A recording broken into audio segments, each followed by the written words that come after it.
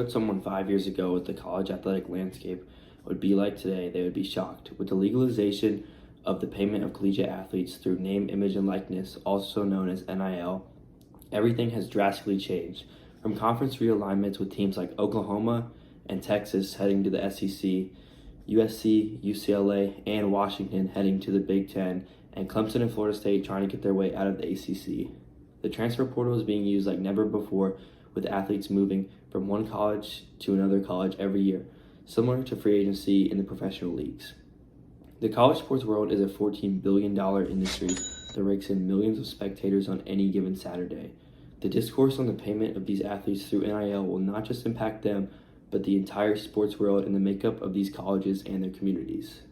We're here to talk about an issue that has been heavily debated over the past few years.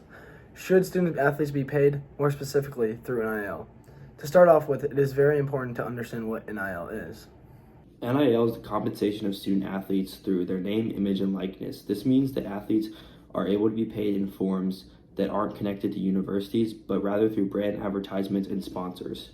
This allows all college athletes the ability to be rewarded for playing their sport. NIL was passed in July of 2021. The previous law had stood for 105 years. The law stated that any form of payment outside of a scholarship was prohibited and would be met with strict punishments. An example of this was Reggie Bush when he received hundreds of thousands of dollars and had his Heisman Trophy taken away. The recent introduction of NIL has sparked controversy and was heavily debated by some of the biggest names in sports. Many supporters believe that student athletes aren't compensated enough through athletic scholarships, and the amount of revenue they bring to a university extremely outweighs their compensation. However, this claim is not universal. Regular students are of the mindset that they work just as hard as athletes, and even those in the sports world believe that being a student comes first, and that these athletes are there to be students, not individuals on payroll. Collegiate athletes are typically on scholarship. These scholarships can be worth upwards of $50,000. With the cost of college rising across the country and student loan debt being a widespread epidemic across the nation, many people believe that student athletes should be grateful and honored to receive such compensation, as many other students at their school will be struggling financially for the rest of their lives. Another point that is commonly brought up by those that believe NIL is unjust is the idea of smaller colleges being dominated by large universities. Large universities have more funding from school boosters, and they just bring in way more revenue in general.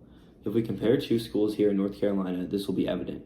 According to USA Today, the University of North Carolina at Chapel Hill makes $122 million in athletic revenue per year, coming in at 32nd in the country. A smaller school like UNC Wilmington only brings in about $16 million in academic revenue per year, coming in at 183rd in the country. When a school has more money, they're able to invest more money into their facilities, recruiting trips, and they're able to indirectly give money to businesses in their community, which will end up giving their players NIL deals. All of these things entice players to go to these bigger schools in order to make money immediately when they get to college. We saw this being evident in our interview with Green Level basketball player Isaac Erickson. He is currently a junior in high school, and he's going through the recruiting process currently, having earned 4 offers to play at the next level. I asked him if he believed NIL would affect him in college, and he had this to say. I definitely think if you have two colleges that are pretty equal and one's going to give you a load of money, then you're going to side with that college. It could affect, especially in the transfer portal. This interview just proves that the money being offered to the typical high school kid coming into college is definitely going to influence their decision on the school they will be attending. Even if a smaller school has a better coaching staff or a better situation for the player, they will likely go with the school that is giving them more money. Furthermore, this will lead to less parity in college athletics. This was a common theme among athletes that are planning to play at the next level. Jackson Spells, a 4-star recruit that is committed to Duke to play lacrosse next year, brought up the same points. One thing that was different was when Jackson was being recruited, NIL wasn't allowed at the time. This difference shows how NIL not only impacts how kids function in college, but also aspects of recruiting. Do you believe that college athletes should be paid based on their name, image, and likeness? I think they should, because they're not getting paid by the NCAA, so they should be able to make their own money. Yeah, okay. Second question, how has NIL impacted you in your recruiting, if any? It didn't, because it wasn't allowed back in my day. But with players like you, Harry, when you get these calls in the summer, I think NIL will be huge for you in your decision in college. A big school like Duke can provide Jackson with more money and better opportunities in the future. This can lead to less parity, like Andrew said, and smaller universities struggling. Not only will smaller universities and college begin to shrink, but so would that of non-revenue sports. Non-revenue sports are sports that colleges don't make substantial amounts of money off of. Any sport outside of men's basketball and football is considered non-revenue.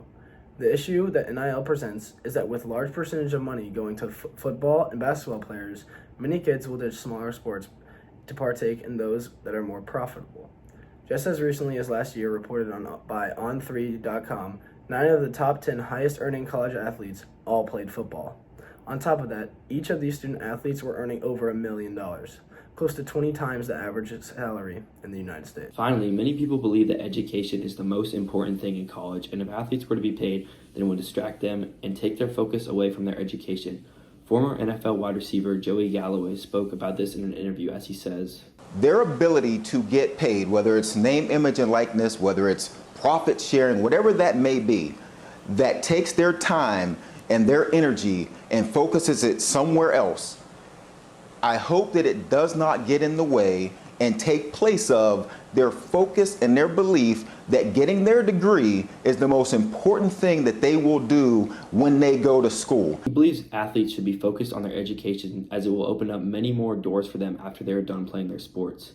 He doesn't believe that this NIL money will end up being worth it in the long run if it happens to take away from their degree. However, we believe that in the case of NIL, the benefits outweigh the cost, and that the implementation of student athletes being paid through brand deals and sponsorships brings a new and creative demographic to college athletics. College athletes work way too hard at their sports to not be compensated at all for their work. Athletes also generate so much revenue for their schools that it is just not satisfiable with a scholarship. According to the NCAA, in 2019, Division I athletes generated close to $16 billion in revenue. The NFL, in comparison, a professional sports league, made $18 billion, a mere 12% increase than that of the NCAA. These leagues essentially make the same amount of money, but the NCAA did not pay their athletes. The average NFL contract is $2.8 million per year, and the highest paid NFL player, Patrick Mahomes, who makes $45 million per year. These college athletes are making huge contributions to their universities in the NCAA, but are not being rewarded at all like other leagues. When the NIL ruling was announced in June of 2021, it was a huge topic of discussion amongst sports media. In an interview on ESPN, Jay Bilas, a former Duke basketball player and current ESPN analyst, clearly makes it known that he is in favor of NIL by referencing the economic rights of athletes. I've never felt it was fair or right. And in fact, in a multi-billion-dollar business, when the athletes are the only ones limited, I find that profoundly wrong to the point of being immoral. I mean, really, Reese, this is a question of economic rights for athletes. And really, all the athletes are asking for is the same economic rights as literally everyone else gets in this multi-billion-dollar business. Jay makes a really good point in these two clips as he discusses the fact that these athletes are the only people in the country who would be restricted if NIL wasn't enacted. In America, we have a free market, and it is not fair if only college athletes are unable to reap the rewards of it. The previous rule was an infringement of economic rights, and the recent NIL ruling is 100% a step in the right direction. Another reason for the outpouring support from the public is the time commitment that these athletes give to their sport, not only during their tenure at the university, but throughout high school and in many circumstances earlier on in their childhood. At the Division I level, a student athlete will dedicate over 40 hours a week to their sport. If you were to work a job with a base salary of $10 an hour for 40 hours every week during the school year, you would earn approximately $13,600. Many college athletes dedicate time outside of practice and games trying to improve their craft, making the amount of time they actually dedicate to their sport higher than anticipated. With all this time going towards athletics on top of the workload of their academics, it leaves athletes with no time to work a job. In many circumstances, athletes come from rough backgrounds and need to find ways to support themselves and their families. The implementation of NIL would not only satisfy this need, but present a solution to these athletes' dilemma. I love seeing a college athlete getting a brand deal with a product I often use or if I see them on a TV commercial. When athletes are being exposed to a larger audience, it only helps to build more supporters for the sport, which in turn will generate more revenue for the corporations using these athletes and the college sports industry in general. These brand deals are incredibly lucrative for the student athletes. Brand deals and social media can help athletes who otherwise wouldn't have made a lot of money by just playing their sports.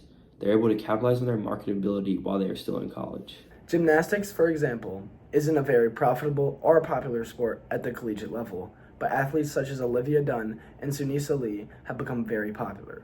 Dunn has 5 million followers on Instagram and 8 million on TikTok. She's had brand deals with American Eagle, Grubhub, EA Sports, Valori, and many others.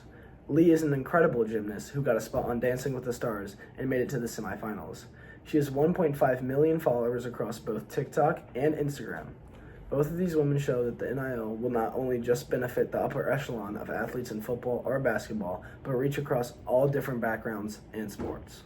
Another example of this is this year when women's basketball reached record high viewership because of Caitlin Clark at Iowa. She brought more exposure to the game than ever before, and she was awarded with a Nike deal for this. She has grown women's basketball exponentially as her Elite Eight game versus LSU this year had 16.1 million viewers. This was more than any men's or women's college basketball game ever aired on ESPN. This shows that NIL can help spread popularity for sports that people were previously uninterested in and grow the fan base for this massive industry. In 2023, Forbes conducted a poll on NIL that showed 74% of Americans supported NIL, thus showing the majority of our country has a positive view on NIL and they believe that it should be here to stay. We conducted a poll within Carey, and through our responses, we found that 73% of people are also in favor of athletes being paid through NIL. Athletes can be focused on their education while also making money playing their sport. It does not have to be exclusive. Even though smaller schools will suffer in the recruiting of athletes, the transfer portal will allow them to capitalize on rebuilding and reloading with new players quickly. Brand deals will allow athletes to make money not just for themselves, but for their families back at home.